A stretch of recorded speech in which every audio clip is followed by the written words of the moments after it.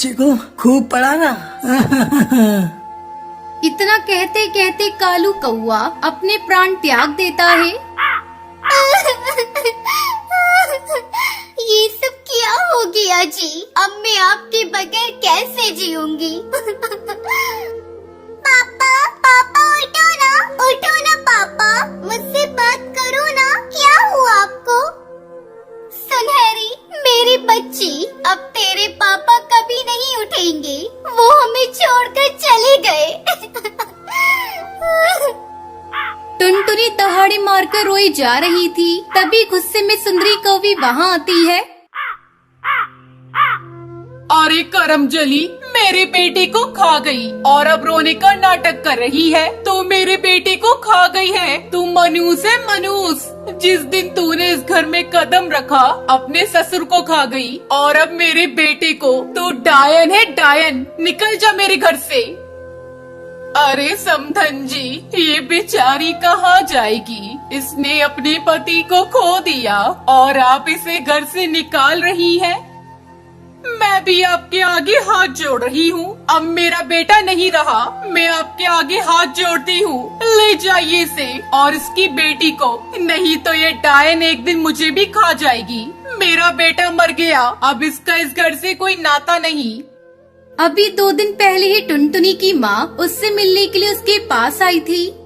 चल बेटी चल, वो घर भी तो तेरा अपना ही है। जहाँ तेरी इज्जत नहीं, वहाँ रहने से क्या फायदा।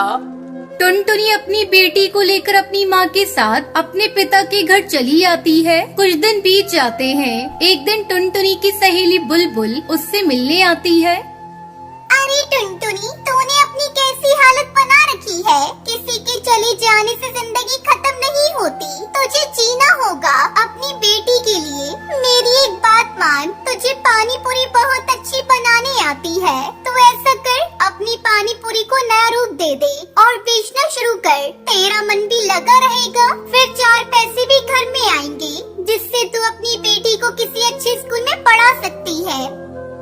बुलबुल की बातों ने टुनटुनी पर गहरा असर डाला। वो कुछ ही दिनों बाद अपनी रंग बिरंगी पानी पूरी बनाकर बेचना शुरू कर देती है।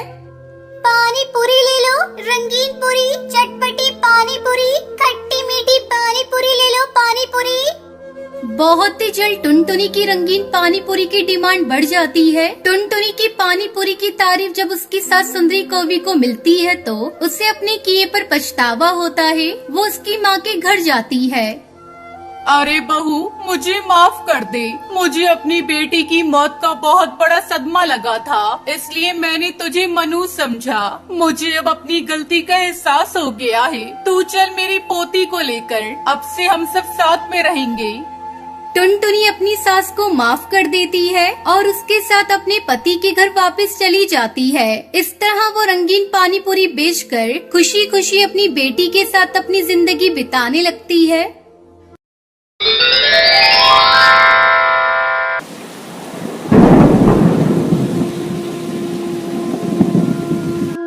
केरला के जंगल में टुनटुनी चिड़िया अपने पति बंटी कबूतर और बेटी पिंकी और एक बेटे गोलू के साथ जंगल में रहती थी। टुनटुनी चिड़िया बंटी कबूतर खेती करके अपना गुजारा करते थे। बंटी कबूतर अपने खेत में हर प्रकार की सब्जियां और फसल उगाया करता था और उन्हें शहर की मंडी में अच्छे दामों पर बेच देता था। अजी सुनते हो जी, इस बार धान की फसल तो बहुत अच्छी हुई है। जल्द से जल्द से शहर ले जाकर बेच दो। बारिश का क्या भरोसा, बिन मौसम भी बारिश होने लगती है। तुम ठीक कहती हो, जल्द ही मैं अपनी फसल को ले जाकर शहर की मंडी में बेच दूंगा। तुम चिंता मत करो, बस बच्चों पर ध्यान दो। तब तक आप लोग कमेंट पे बताएं 39 + 25 कितने होते हैं।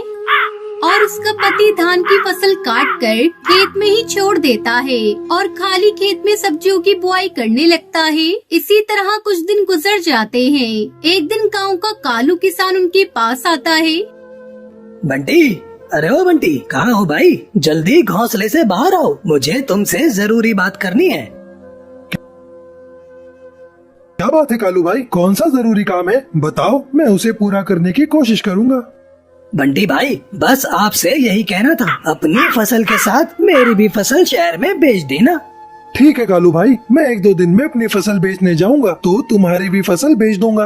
कालू कौवा वहाँ से जाने लगता है। तभी टुनटुनी वहाँ आ जाती है और कालू से कहती है, अरे कालू भैया बैठिए, मैं अभी आपको ठंडा ठंडा तरबूज का शरबत पिलाती हूँ, गर्मी बहुत है। नहीं बहन, फिर कभी आकर शरबत पीऊंगा। ऐसा कहकर कालू किसान वहाँ से चला जाता है। रात को जब सभी सो रहे थे तभी अचानक बिजली कड़कने लगती है और बारिश शुरू हो जाती है। अब क्या होगा जी, हमारी सारी फसल खेत में पड़ी है, सब भीग जाएगी। अरे पगली, तू चिंता मत कर, अभी बारिश रुक जाएगी, देख बादल जा रहे हैं। दोनों पति पत्नी काफी देर तक बारिश रुकने का इंतजार करते हैं, लेकिन बारिश होती ही जा रही थी। रात भर जोरों से बारिश होती रही। सुबह जब बारिश रुकी तो बंटी कबूतर टुनटुनी चिड़िया अपने खेत पर जाते हैं। वहाँ का नजारा देखकर दोनों पति पत्नी जोर जोर से रोने लगते हैं। सारे खेत में पानी भर गया था और उनकी फसल पूरी तरह से पानी में डूब चुकी थी।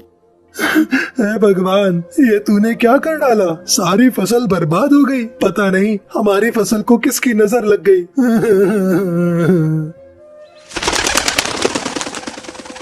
मम्मी पापा जल्दी घर चलो, हमारा घर टूट गया और गोलू उसके अंदर दब गया है।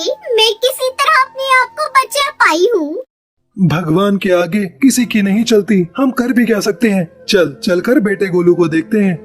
तीनों जब तक घर पहुँचते हैं तो उनका बेटा गोलू भगवान को प्यारा हो गया था। हे भगवान, ये सारी आपदा तुझे हमें ही देनी थी।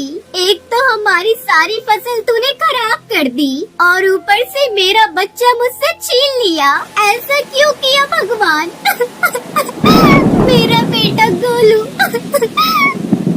बंटी कबूतर टुनटुनी को चुप कराता है और वही पत्थर के किनारे कुछ लकड़ियाँ जलाकर आग जलाता है और कुछ दिन बारिश के मौसम में वही गुजारते हैं। फिर कुछ दिनों में जंगल का पानी उतर जाता है। टुनटुनी चिड़िया अपनी कलेजी पे पत्थर रखकर फिर से अपना नया घोंसला एक डाल पर बनाती है और अपनी बेटी की गम को भूलकर किसी तरह अपने परिवार के साथ रहने की कोशिश